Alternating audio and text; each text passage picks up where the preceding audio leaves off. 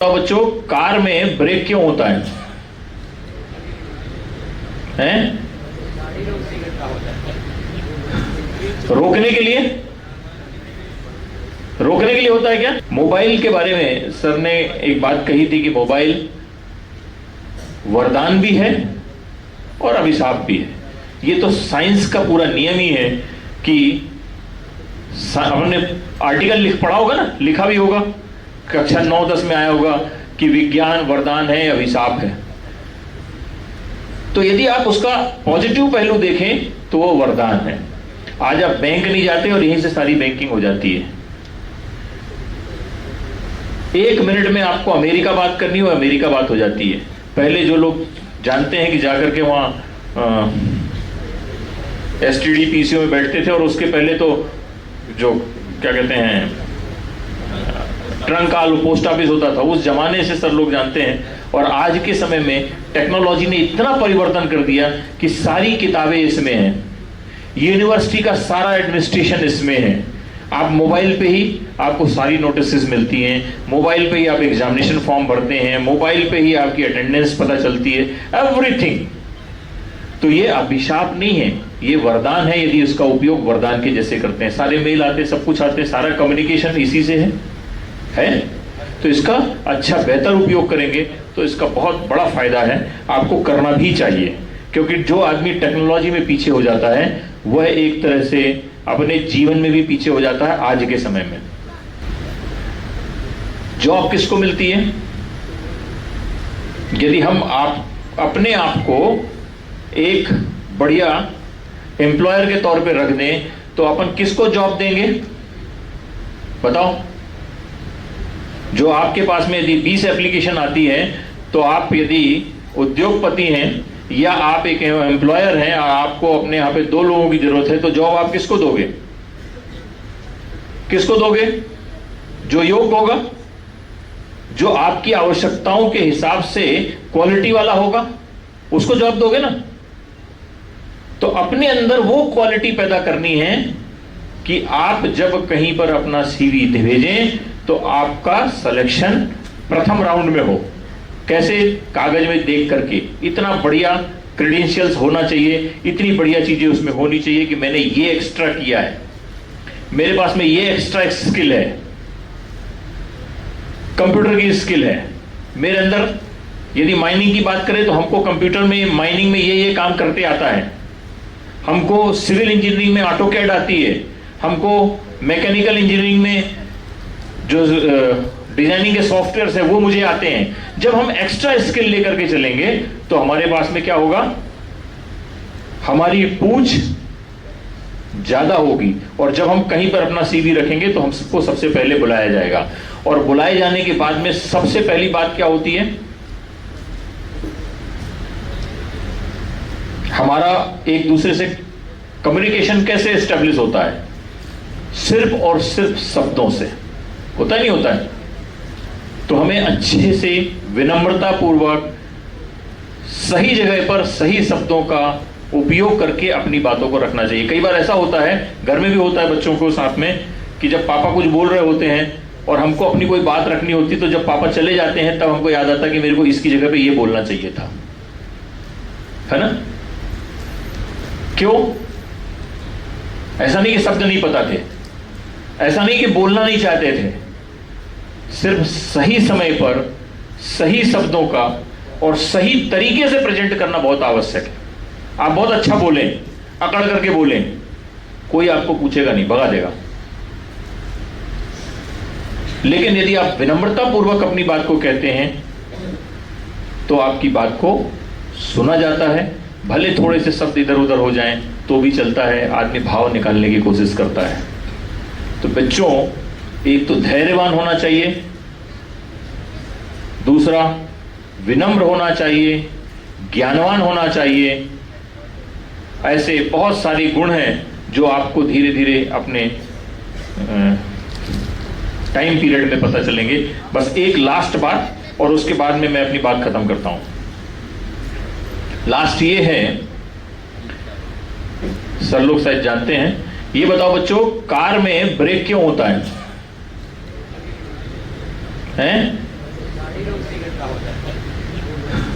रोकने के लिए, रोकने के लिए होता है क्या? क्यों? कार में ब्रेक किस लिए होता है? रोकने के लिए कि स्पीड बढ़ाने के लिए? हैं? बताओ, जवाब दो जल्दी से, फिर मैं आगे आऊं। स्पीड कम करने के लिए। और यदि ब्रेक हटा दिया जाए तो तुम कितनी स्पीड में गाड़ी चला सकते हो? बताओ, यदि ब्रेक हटा दिया जाए तो आप कितनी स्पीड में गाड़ी चला सकते हो? 1 किलोमीटर की स्पीड में भी नहीं चल सकती गाड़ी। और ब्रेक है तो ये भरोसा रहता है कि 110 की स्पीड में भी गाड़ी चल सकती है। तो ब्रेक का इस्तेमाल कहां हुआ? गाड़ी की स्पीड बढ़ाने के लिए कि रोकने के लिए? ये सिर्फ नजरिया है देखने का। यदि हम ब्रेक को इस तरीके से देखते हैं कि यदि ब्रेक नहीं होता तो मैं 110 किलोमीटर की स्पीड में नहीं बढ़ सकता था, और यदि ब्रेक नहीं है तो मैं 1 किलोमीटर की स्पीड में भी गाड़ी नहीं चला सकता है। ये सिर्फ देखने का नजरिया है।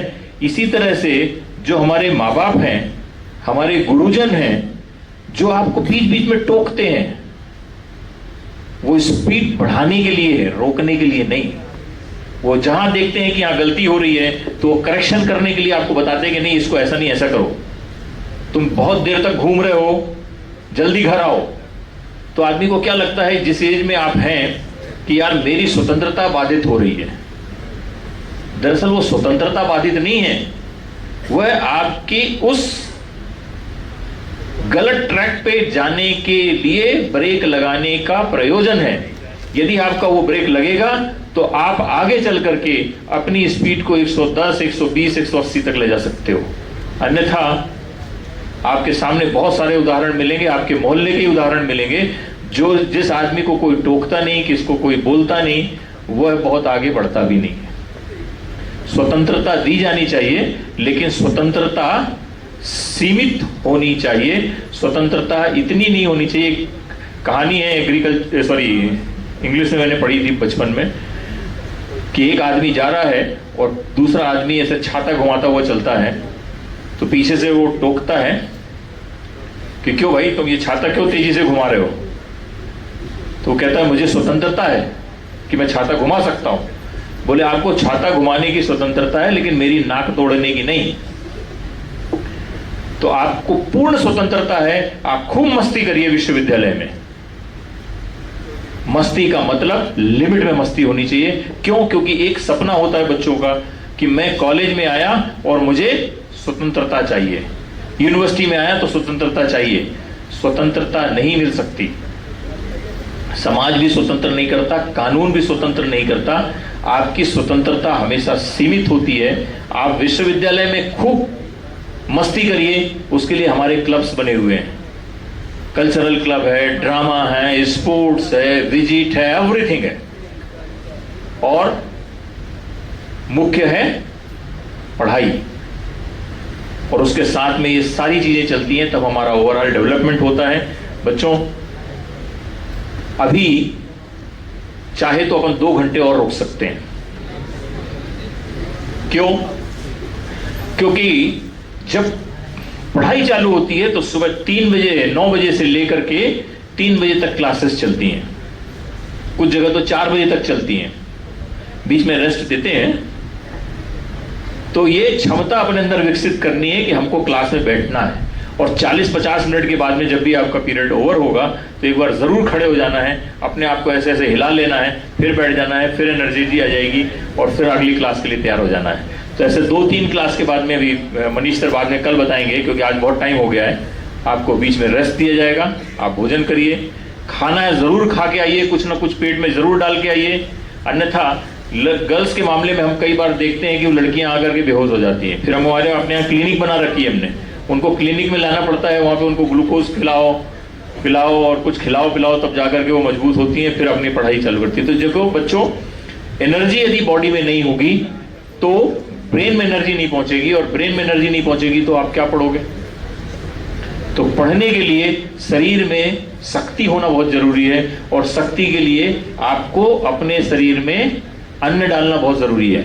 जरूर कुछ ना कुछ खा करके आइए, 2 बिस्किट नहीं, कुछ थोड़ा सा हैवी लेकर के आइए। हम पढ़ते थे, सर लोग भी इस बात से वाकिफ हैं, मैं पढ़ता था तो मुझे जॉइंटिस हो गया था सर को मालूम है, श्रीवास्तव सर को। तो मैं क्या करता था, यदि खाना बनाने का नहीं हुआ तो रोटी खरीद के ले आए और माठा खरीद के ले आए और माठा में रोटी डाली और नमक डाला और उसको खा गए, बड़ा मजा आता था। और इतना टेस्ट डेवलप हो गया कि मेरा सबसे बेस्ट फूड जो है वो मुझे माठा रोटी लगता है। जानते हो ना माठा सब, छाछ रोटी। टमाटर ले आए, टमाटर ले आया, थोड़ा सा भुना, भुन नहीं पाए वैसे ही मसला, थोड़ी सी लहसुन डाल दी, नमक डाल दिया और रोटी के साथ खा गए। ये सारी स्किल्स इसलिए जरूरी हैं क्योंकि हमारा सर्वाइवल है, बिना एनर्जी के हम काम नहीं कर सकते। लेकिन हमारी टॉप प्रायोरिटी क्या है? एजुकेशन, पढ़ाई। ये नहीं कि हम खाने के लिए चले गए तो होटल में हम बैठ के खाना खा रहे हैं, टिफिन का हम वेट कर रहे हैं और हमारी यहाँ क्लास मिस होगी। अपने अंदर वो स्किल पैदा करो कि हमको जरूरत पड़े तो खाना बनना चाहिए, जरूरत पड़े मम्मी से पूछ लो, सिस्टर से पूछ लो, पापा से भी पूछ लो, पापा ने भी बनाया होगा किसी जमाने में।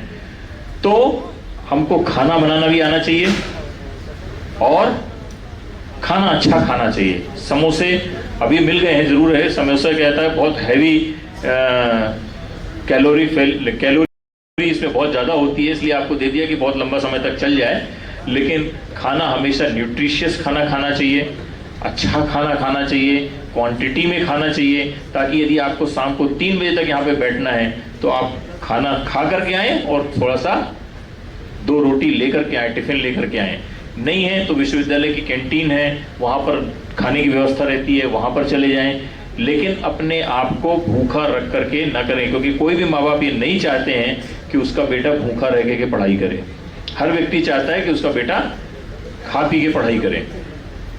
और किसी को कोई समस्या आए तो सबसे पहले अपने टीचर से बात करना, जो क्लास टीचर्स हैं उनसे बात करना, उनके बाद में कोऑर्डिनेटर से बात करना यदि नहीं सॉल्व होती है तो, और फिर जो अधिकारी हैं विश्वविद्यालय के वो सब आपको बताया जाएगा कि कौन से अधिकारी किस चीज़ के लिए हैं, क्या काम देखते हैं। क्योंकि मैंने बताया कि 28 डिपार्टमेंट तो टीचिंग के हैं, ऐसे ही एडमिनिस्ट्रेशन के कई डिपार्टमेंट हैं। तो ये एक बड़ा स्ट्रक्चर है जिसमें अपने आप को,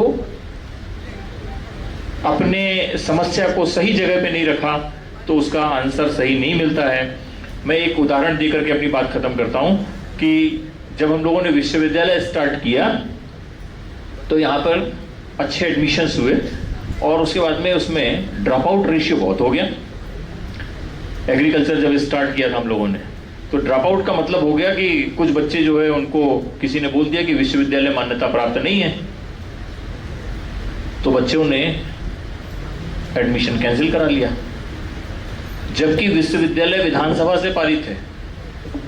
एक गजट नोटिफिकेशन होता है, यूजीसी ने इसका इंस्पेक्शन किया, यूजीसी ने मान्यता दी, तब जाकर के कोई विश्वविद्यालय स्थापित होता है। कॉलेज की या दुकान चालू करने के लिए तो तमाम सरकारी परमिशन की जरूरत होती है, और विश्वविद्यालय जिसमें हजारों लाखों बच्चों का आगे चल करके भविष्य बनना है, वो क्या बिना अनुमति के, बिना मान्यता के चल सकता है? ये छोटी सी बात दिमाग में बच्चों के नहीं आई। और पूछा किससे? पान के ठेले वाले से,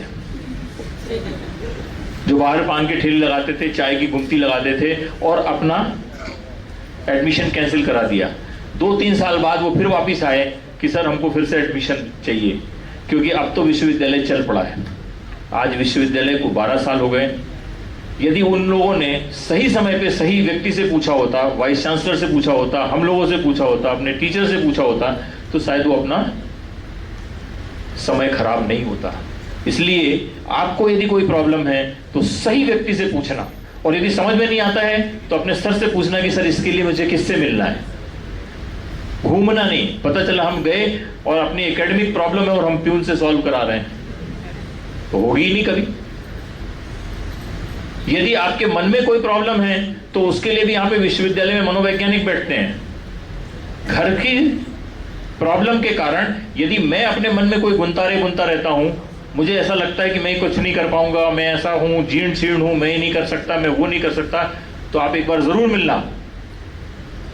आदमी ही एक ऐसा है जो सब कुछ कर सकता है, बस विचार की बात है। एक लास्ट एग्जांपल, प्रधान साहब आपका पेन गिरा रहा हूं मैं, ये बताओ बच्चों, सिर्फ ये पेन कितने बार गिरा है? एक बार, दो बार गिरा। एक बार यहां गिरा और दूसरी बार यहां गिरा। एक बार सबसे पहले वो विचार में आता है और दूसरी बार एक्शन में आता है। तो यदि हमारे विचार ठीक हो जाएं तो हमारा एक्शन ठीक हो जाता है, विचार दूषित हो जाएं तो हमारे एक्शन दूषित हो जाते हैं। इसलिए यदि कभी आपको ऐसा लगे कि मैं परेशानी में हूं और मुझे समझ में नहीं आ रहा है कि मैं क्या करूं, तो उस विचार को ठीक करने के लिए हमारे पास में पूरा कहा जाए अमला है, जो इस विश्वविद्यालय में बहुत लोगों के विचारों को ठीक करते हैं। आपको भी यदि कभी बच्चों ऐसी समस्या हो तो आप बिल्कुल आ सकते हो, और उसके लिए आपके मनीष अग्रवाल जी हैं, आप उनसे डायरेक्ट जो कोऑर्डिनेटर हैं उनसे आप बात कर सकते हैं, वो सब आपको बताएंगे। बहुत बहुत धन्यवाद, आपने इतनी देर तक मुझे सुना।